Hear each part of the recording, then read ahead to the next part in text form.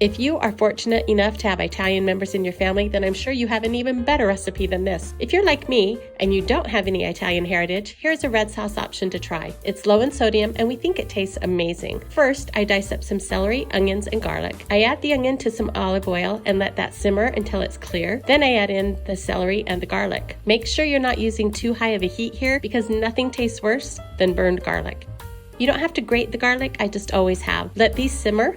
After simmering for maybe 10 minutes, I put the celery, onion, and garlic in a blender and add 2 cans of the crushed tomatoes. I prefer the San Marzano, but any tomato will work. You can also roast fresh tomatoes in your oven, then remove the skin and add those if you prefer. When I use fresh tomatoes, I use about 3 sheet pans full. Add the tomatoes to your blender. You can also just use an immersion blender on your stovetop if you prefer. Blend it up and then transfer it back to your stovetop. If you prefer a chunky red sauce, then skip the blender. Put this back into your pot and let it simmer. This is where I season it to taste. I'll use Italian seasoning, pepper, salt. Then I add about a 1/4 cup of lemon juice and 4 or 5 drops of Worcestershire sauce. If your sauce is too thick for your liking, you can add some water and taste this as you go.